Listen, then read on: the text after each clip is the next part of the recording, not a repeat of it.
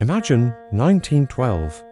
The air is crisp with the promise of a new world, and you're standing on the deck of the grandest ship ever built, the RMS Titanic. For the passengers in first class, it's a floating palace, gilded staircases, opulent dining rooms, champagne flowing like water. It's a world of unimaginable luxury, a spectacle of wealth and power on the high seas. But for some, this palace is a prison. This is the story of Eleanor, a young woman who seemingly has it all. She wears the finest silks, her neck adorned with diamonds that sparkle under the crystal chandeliers. Her name is whispered in the grand halls, linked to one of the wealthiest bachelors on board, a man chosen by her family to secure their social standing. To everyone else, she is the pinnacle of success, a girl living a fairy tale. But behind the polite smiles and practiced curtsies, Eleanor is suffocating. Her life is a meticulously orchestrated performance. Every meal, every conversation, every dance is dictated by the rigid rules of high society. She is a beautiful bird in a golden cage, admired by all but truly seen by none. Her laughter doesn't reach her eyes, and her heart aches with a loneliness so profound it's almost invisible amidst the glitter. She dreams not of more jewels or grander estates, but of something simple, something real, freedom.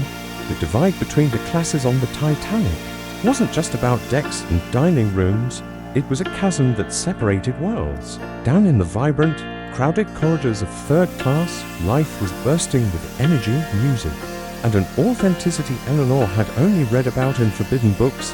It's here that she meets Liam, a charming artist with eyes that see past her family's name and into her very soul. He's heading to America with little more than a sketchbook and a dream, yet he possesses a richness of spirit that Eleanor has never known. Their first encounter is a clash of worlds. He sees the sadness she tries so hard to hide, and she is captivated by his untamed spirit. He doesn't care about her dowry or her family's reputation. He asks her what she wants, a question no one has ever bothered to ask before. He shows her his drawings, sketches of real people with real emotions, a stark contrast to the posed, emotionless portraits of her own world. In the stolen moments they share, far from the judging eyes of her circle, Eleanor begins to feel alive for the first time. On the bustling third-class deck, surrounded by Irish jigs and heartfelt laughter, she learns to let go. Liam teaches her to stand at the bow of the ship, to feel the wind on her face, and to shout her dreams into the vast, open ocean. It's a feeling more exhilarating than any fancy ballroom could ever offer. This clandestine romance becomes a lifeline. With Liam, she's not a Vanderbilt or an Astor in the making, she's just Eleanor. A girl with her own thoughts, her own desires, her own heart. But their love is a dangerous secret. Her fiancé, a man of cold ambition and possessive pride, begins to notice the change in her. Her mother warns her of the scandal, of the ruin she would bring upon their family. The golden cage begins to tighten, its bars feeling colder and sharper than ever before. She is torn between two futures. One offers security, luxury, and the approval of everyone she knows, but it comes at the cost of her own identity. The other path with Liam is uncertain, financially insecure, and considered a social disgrace. But it promises love, passion, and the one thing she craves most, the freedom to be herself. The choice she must make is not just about who to love, but who to be. The social structure of 1912 was an iceberg in its own right, rigid and perilous.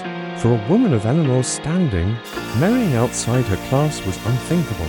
It wasn't just about disappointing her parents, it was about becoming an outcast, stripped of her identity and security. The pressure was immense, a constant, crushing weight. Every polite dinner was a battlefield of expectations, every conversation a reminder of her duty. But the emotional loneliness that haunted her in those luxurious suites was a far greater threat. What good were priceless jewels if they felt like shackles? What was the point of a grand suite if it felt like a solitary confinement cell?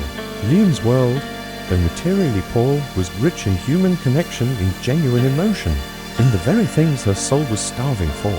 He saw her not as an asset, but as a person. Their story mirrors the timeless romance of Jack and Rose, a tale of love transcending social barriers.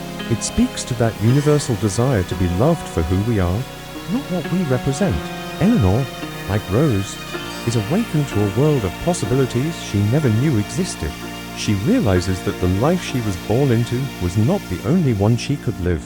The romance is her rebellion. As the magnificent ship sails across the Atlantic, Eleanor's inner turmoil grows with each passing day. The looming threat of their arrival in New York forces her to confront her impossible choice. Will she return to her gilded cage, forever silencing the woman she was becoming? Or will she risk everything for a chance at a life where her heart can finally be free? Her journey aboard the Titanic becomes more than just a voyage across the ocean. It's a journey into the depths of her own soul. This story isn't just about a romance on a doomed ship. It's about the timeless struggle against the expectations that confine us.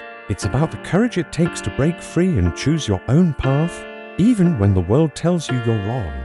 It reminds us that true wealth isn't found in bank accounts or social status, but in love, freedom, and the courage to live an authentic life. Eleanor's story is a powerful reminder that sometimes the most luxurious prisons are the ones we cannot see, and the greatest escape is finding the one person who gives you the key. Thank you so much for watching. If you were captivated by Eleanor and Liam's story, don't forget to like this video and subscribe to the channel for more historical tales that bring the past to life. Let me know in the comments what you would have done in Eleanor's position. See you next time.